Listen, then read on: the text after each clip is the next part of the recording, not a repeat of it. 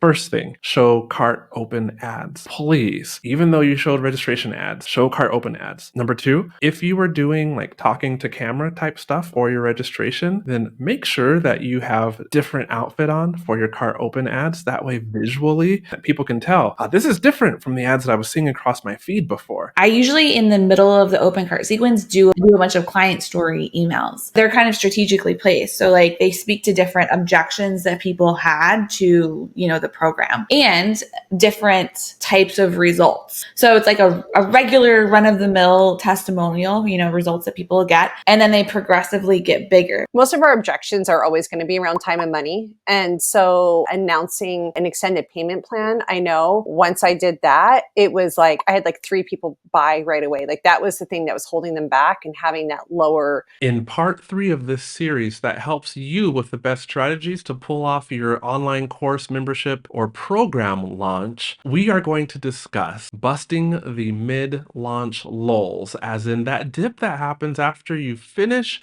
your webinar, cart opens, and some people buy, but then all of a sudden it's crickets for a moment, and you've been told sales can come back up.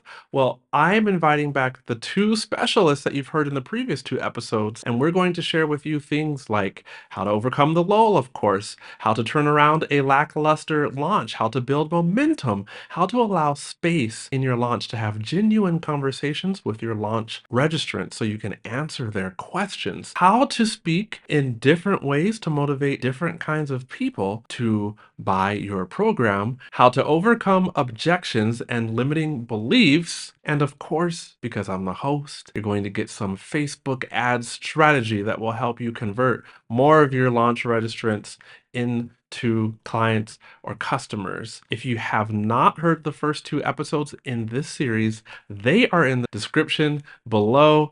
And the 2 guests on this episode are the launch strategist, Brenna McGowan. She was a previous guest on the Art of Online Business podcast.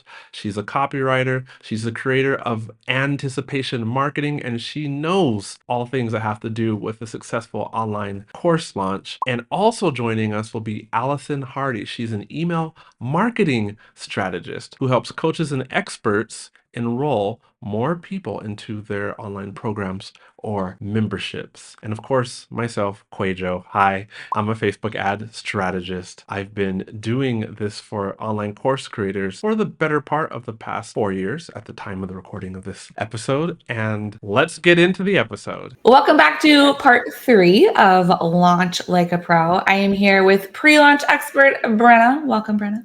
Hi. And Facebook ads expert QUÄY.jo.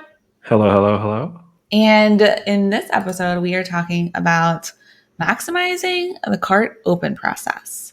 And so I want to kick it off with the thing that I think a lot of people really, really struggle with, and that is the mid-cart lull.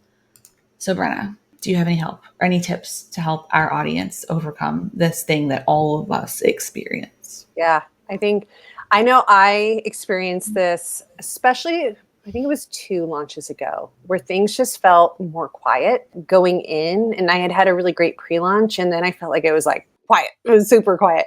And I remember waking up and just being like, I'm going to detach myself from the results. And it's so easy to say and hard to do. So I don't know how else to express that. I just was like, whoever's supposed to be in is in.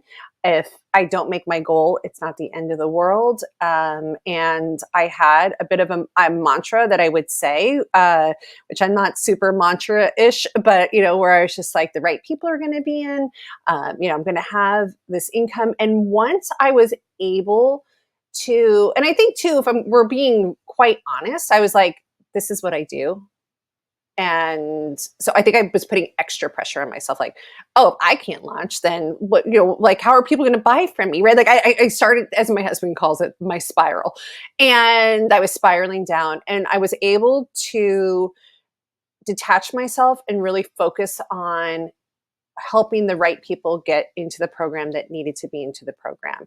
And it was like night and day. It was like something switched. And once I was able to let it go, I think that, and coincidentally, Masha Goins, who's on this season of Behind Lunch that will have aired by this time, talked about this a little bit as well in this, which is like, there's something that happens when you detach yourself in that way that people can feel it, right? No one, you think of someone, like I think back to like when I was like a teenager. I have teenagers right now, so it's probably what's on my mind. But when there's someone who's like really needy, you kind of like repulse, right? That's your natural instinct. And so I think there's when you come off like, I got this, I'm confident, I don't care what happens, people can sense that. They can sense that confidence and it shows through. And I also think it changes, and I'm not super woo, but I do think it changes the energy around you and people can feel that energy. So I think that is the really important part is, yeah, we can go in thinking like this, but when you're in that moment of crap, no one's buying, I stink, is anyone going to buy? Is this going to be a quote unquote failed launch? Like saying no, like, this, I was supposed to do this for whatever reason. The people are going to be in here, need to be in here. I'm going to learn something from this. I'm going to give it all to the people who want to be in, and it changes the energy that you're putting out. Yeah, it's not even woo. Like all salespeople, even when I was in sales, experience that. Like it's those who are the hungriest end up starving. You Oh, really I've have never to. heard that. I love that. I haven't It's either. true, though. Yeah, Oh, no, the it's gold. Yeah. it's very, very true in sales though. You start like everybody goes through like this up and down, right? And when you're through like a down phase, you're like, what's wrong with me? Why can't I sell like I used to? And then you just start doing weird stuff. And then people come up to wherever you were, or if you're going and knocking on doors, and it's just your demeanor changes from like, I have this great thing. This is just a numbers game. The people who were meant to, who need the help will get the help from me, and the people who won't. I'm just going to keep on going. Like people who I talk to are intelligent enough to make a decision to, oh my gosh, I need them to buy. Like, will you buy from me? Like, what's wrong? What did I do wrong? Like, it's a whole different energy. It's not even a woo thing. It's just a thing. Let's call it a scientific thing. From a Facebook ads perspective, QUqədjo, are there some tangible things that we can do when carts open to help combat that mid-launch lull? For sure. This is going to be one of those moments where the listener is happy to be able to scrub right back in the podcast and listen over again, because I'm going to drop a lot of stuff. First thing, absolutely show cart open ads. Please, even though you showed registration ads, show cart open ads. And number two, if you were doing like talking to camera type stuff for your registration, then make sure that you have a different outfit on for your cart open ads. That way, visually, even in your graphic design, that people can tell this is different from the ads that I was seeing across my feed before, because that does matter. I've seen things in a headline like, I'll just give you one: doors closing. 3:2:1. That's one of my favorite go-tos for my clients because it gets people to pay attention towards the end of your cart open period. Also, I get this question from people that I coach in Facebook ads one-on-one and clients that I manage. They're like, but should we really spend money to show ads, cart open ads to my email list? Because like it's my organic email list. They're going to see my emails anyway. Or another version of this is because I already paid money for lead magnet ads to get people on the list. So like, isn't it kind of a waste to show money to the list or show ads to the list? And I want to say, absolutely not.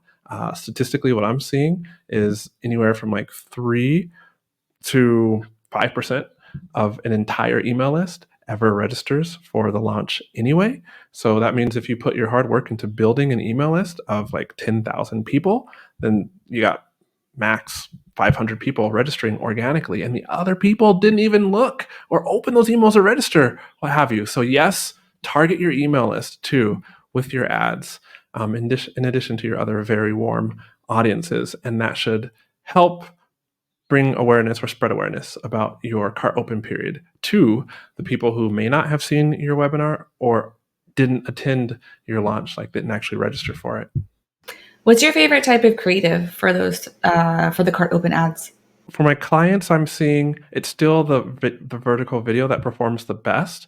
But I can tell you my favorite strategy is to use that vertical video with good ad copy to let people know that cart is open, but then also to have graphics designed in Canva. As Brennan was saying in the past episode, the 4:5 ratio, and retarget your website visitors, because Facebook ads usually won't actually turn on or start firing, so to speak, if the audience isn't big enough. And so a mistake I've seen people make is they just put the URL of their sales page as the audience and say, okay, Facebook, show ads to people who visited the sales page. But then, like, because not enough people went there, the ads never actually start spending.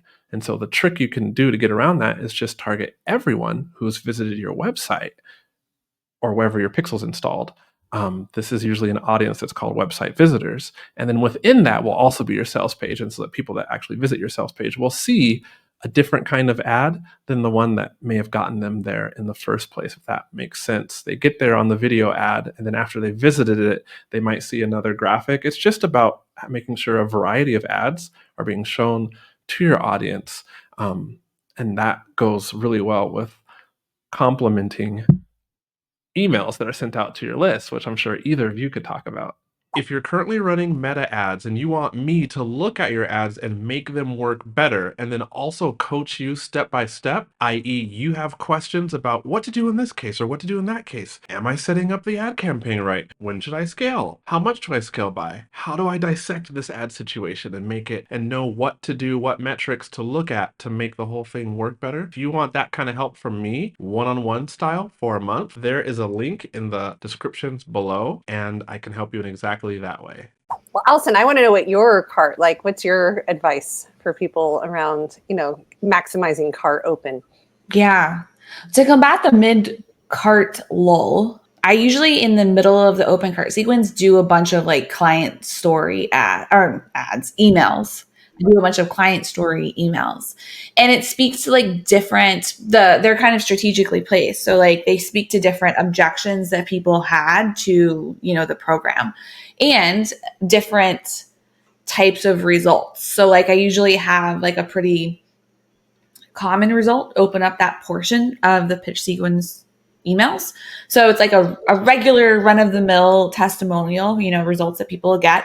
And then they progressively get bigger, because what I find is that when you lead with like that really big testimonial, like all of us have like the one that's like life-changing and like so great and wonderful, but also like not common. If we lead with that, it actually intimidates people. And they're like, well, like, while that sounds great, I'm not capable of doing that. And so doubt starts to creep in about like if the program is good for them. So if we reverse it, if we put like the run-of-the-mill testimonials first, and then gradually lead up to those bigger ones, it still scoops those really ambitious people up, right? The one at the end, but also it scoops the people up who are more like objection or have more objections than like most people. So that's how I really combat like middle of the cart lull. But also I think the emails at the end are really important. I think that we all have, the people who buy right off, they're probably like already sold before like the open cart sequence even starts. But those people at the end, they're the ones that need just a little bit more from us. So if we can have emails at the end that are more, I usually do a couple of pain point emails, not like the type of pain point emails where you like stab them with a knife and then turn it and like we just live in the pain. Like we don't do that. But like if you can call out, what they're experiencing, what they're saying, what they want to get rid of, and just be like, hey, I get it. I hear you. I see you. I can help you with that. I think those sorts of emails really help to reassure people and help them to feel like, okay, I am going to get, what I need out of this program, or I am going to move farther away from my pain point, or that transformation is actually possible for me because she actually understands me. And I think that's a really important part of those open cart emails, especially the ones towards the end, is that you calling out like, I get it. I understand where you are. Because also you have to remember, like, people think, while we are just regular people, people don't view us as like regular people. They think we have everything figured out. They think everything is perfect, that we like do all these things all the time. And it's completely like we're all normal, right? So those emails help to kind of like, they view you like kind of on a pedestal. So if you can, bring it to be more even, if they view you as like, yeah, you're really good at this thing, and you understand them, but like, let's level the playing field a bit. I think, again, that helps them to feel seen and heard. And when people feel seen and heard, they buy. Yeah, I love that. I'm showing myself on if you're watching this on like a YouTube channel, for example, because this one I got from, I believe it was Pat Flynn, back when I had a previous business teaching Chinese, and I did launch then.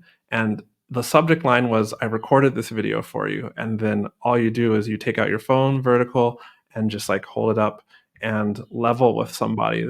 You're picturing the person who's just on the fence and really not sure. Maybe it is like closer to that your offer is kind of closer to like their max as far as what they can afford, but they're just not sure. And so just like if you were talking to somebody in real life, who's like, Brenna, I just don't know. Or like, Allison, I want to, but whatever. And you just level with them, completely unscripted, kind of, but definitely very natural outside of your normal podcasting background, if you will. Maybe you're just on the street walking, and then you upload that to YouTube. Don't make it public, though. It's unlisted video, and then you just link that video directly inside the email. And so there's nothing fancy in that email. It's just, I recorded this for you, and inside the email is just the link. And I used it in my previous business and got plenty, because I could see plenty of views on that video. So I'll leave that one there for you to experiment with.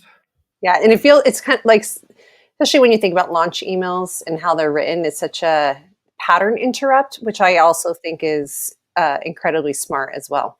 I was going to say another thing that I know worked really well for me my last couple, well, especially I think I'm thinking of 2 launches ago, was announcing, most of our objections are always going to be around time and money. And so announcing an extended payment plan, I know once I did that, it was like I had like 3 people buy right away. Like that was the thing that was holding them back, and having that lower amount that they could pay every month made a big difference as well. Yeah, I've never done an extended payment plan. I'm like, wonder if that's an option for me. Could be. I think the trick is to more payment options is usually better. Like if somebody can pay over more months, but you also have to balance. Like we don't want somebody on a payment plan that's extending for 2 years. I know that neither of you would do that, but I have seen like drop-off rates increase for payment plans that were like a 12-month payment plan. Yeah, for sure. But I like your idea, QUÄY.jo, of like that email where you hold up the phone and like it's just the very casual conversation. Because I think a lot of people crave, especially nowadays, like 2024, they crave that authenticity and like that like very off the cuff kind of casualness. And like what you were saying, Brenna, like a lot of sales emails, they're kind of formulaic, but when you have that pattern interrupter, it can be a great way to just get like, it's like, oh, what's this? This is new. And anytime you have that new thing, people are more likely to be like, what is this? Let's check it out. Yeah, I'm totally taking that one. Yeah. And not even I was thinking too, and this is kind of going way off, but like even for behind the launch, like, which is my summit, is like even doing something, like it doesn't have to just be on launch emails. I think what you're doing here it'd be great on registration emails. Like there's different ways to use that where you're just kind of leveling and talking to someone can just feel. And I think it goes, once again, we've talked so much about like talking to different people that someone might need that like face-to-face contact to really help make the difference. Did anybody share about cart open period? Like what you've seen is working best? I don't want to share it if somebody else did and I missed it. No, I think we should mention it. Mid-cart lull. If your cart open is longer, try shortening it. Like, I'm curious what you guys have seen. For my clients, I'm always advising like 3 to 4 days tops. Let's keep it short, because it makes it easier for you as the person having the launch to keep that momentum going. And also, you don't have to write tons of emails if you had like a 14-day open cart period. But then also, if we give people in general, the more time we give people to decide, the fewer people are going to decide, because again, life comes in and they might be well-intentioned. I see that this is available. I can make the decision 2 weeks from now, but then everything will happen in between that and they'll forget about it. So shorter the better for cart open period. Curious to hear what you guys think. I 100% agree. Yeah, I think it depends. Sometimes I think 3 to 4 days might be too short, but it depends on the audience, how long you've done a pre-launch. Are they a bunch of slow decision makers, right? Like what they've seen, how familiar they are with the with what they're doing. I know I interviewed Daniel Throssell for Behind the Launch, and I believe, I'm going off of memory here, but I think at one point he was doing like 3 days, and I was like, oh, that sounds dreamy, right? But it just depends. For my launches or even clients, I'm looking at more like 6 or 7 days. Just depends too. Like, is your audience if you're doing 4 days, is it Monday through Thursday or Tuesday through Friday? Does your audience, if you have a bunch of busy moms, are they going to be buying on a Friday afternoon when they're running their kids around? So I think those are considerations to make as well. I like that response. Good insight. Thank you. What do you think, Allison?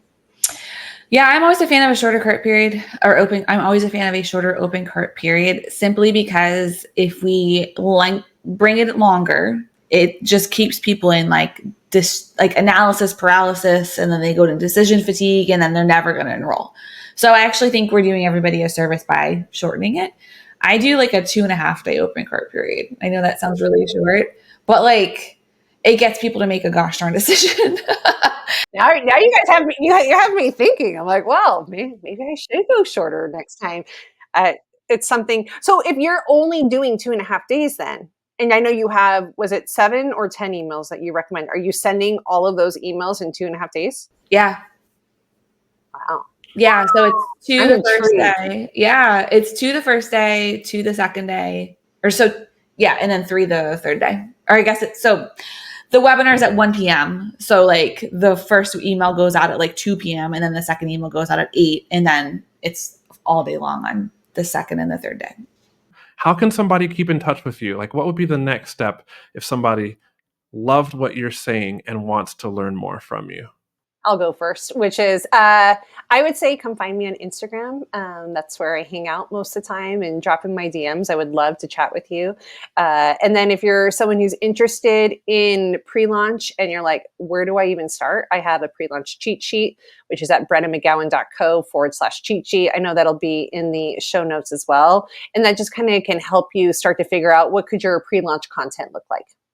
You can find me over on Instagram. I love to hang out there. Send me a DM, say hi. I like to learn more about you and your business. And then if you want a copy of the singular email that brought in $80,000 in sales last year, you can download it. I have a template for you. It's copy and paste, plug and play. You can find it at AllisonHardy.com/80000 80,000 email. Oh yeah, I'm grabbing that as soon as we're done. I don't have that, so thank you. For sure, that sounds super valuable. For me, you can find me on Instagram. It's at QUAY.jo, QUAY.jo. And also, after coaching so many people who are running their own Facebook ads, I compiled this resource. It's called The 7 Biggest Mistakes That Course Creators Are Making with Facebook Ads That Just Burn Through Their Money. And it's not fluff. It's not just a list. It's actually me inside of Facebook Ad Manager showing you the mistakes and the solution for that mistake. And so you can get that at theartofonlinebusiness.com/mistakes.